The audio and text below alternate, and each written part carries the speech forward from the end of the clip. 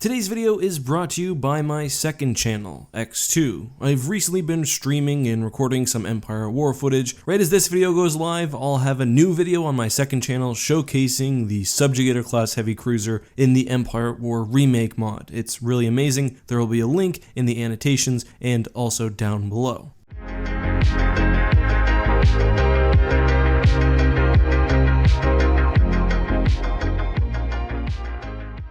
Grand Admiral Thrawn pushed against the galaxy, retaking territory, but ultimately failing to reunify a fractured empire. However, as the Dark Empire sourcebook explains, in the months before the re-emergence of Palpatine, after the death of Myth Ra Naruto, a degree of cooperation among the hundreds of scattered Imperial fleets and task forces emerges. The peace, as we'll discover, would be short-lived. The Essential Guide to Warfare explains that the New Republic, after the Battle of Bilbringi, began to notice Imperials absconding their posts. The Whelm, a dreadnought, left the planet Anaxes undefended and was soon followed by countless other Moffs and warlords, including even large factions like the Pentastar Alignment. Their actions were coordinated by the Imperial Ruling Council, which secretly was in contact with the still hidden reborn Emperor Palpatine. As the New Republic was distracted fighting minor warlords on the Outer Rim, countless Imperial military assets made their way into the core. The Empire was creating one of, if not the most massive offensive fleets in Star Wars history. I'll refer to it generally as the Core Assault Fleet. The Core Assault Fleet was actually split up into 3 smaller forces, but operated in concert to blitz the New Republic. The invasion, which struck from the deep core with the eventual goal of capturing Coruscant, not unlike the CIS during the end stages of the Clone Wars, was powered by an absolutely overwhelming force, including at least 12 Super Star Destroyers. The fleet had 4 Executors, 5 Mandator 3s, a ship of unknown capabilities, probably something like a bulkier Bellator, and 3 Vengeance Dreadnoughts. The fleet was also supported by at least 1 Torpedo Sphere, a powerful and specialized capital ship used to break through planetary shields, as well as new TIE droids, and presumably an escort fleet of Star Destroyers, battle cruisers,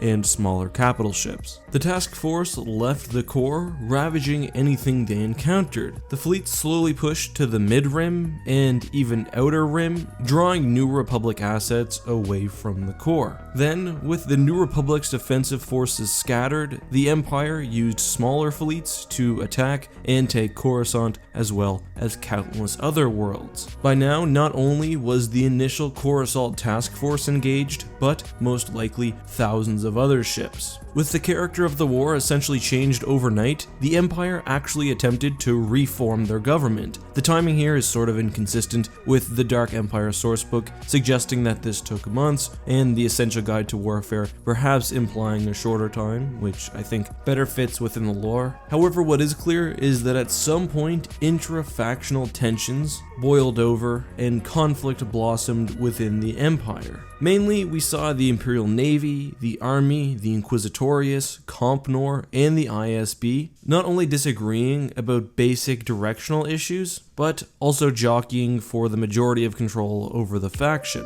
The chiefly contentious issue was who would run the Empire now that Palpatine was gone. Of course, Palpatine had personally tied as much power into himself as possible and set no sort of heir or chain of command. He essentially was the Empire. So there was a vacant throne offering almost unlimited power, but with no mechanism to choose who would sit in it. Of course, as this was happening, 2 decades worth of old grievances and rivalries were at play here, making for a very toxic situation. And soon, full-scale fighting broke out between the task forces, beginning what would be known as the Imperial Civil War. The Star Dreadnoughts of the Empire destroyed each other with fury, entire fleets were wiped out, and, as we see at the beginning of Dark Empire, even Coruscant was fully engulfed in a planet-wide battle. Not only was almost the entire core assault fleet destroyed, including presumably the 12 dreadnoughts, but sector fleets representing a significant portion of the Galactic Empire's total power also self-cannibalized. Waiting from the shadows, Palpatine not only allowed this to happen, but, in my opinion, encouraged this. Much like Canon's contingency and Operation Cinder, the Imperial Civil War was referred to by many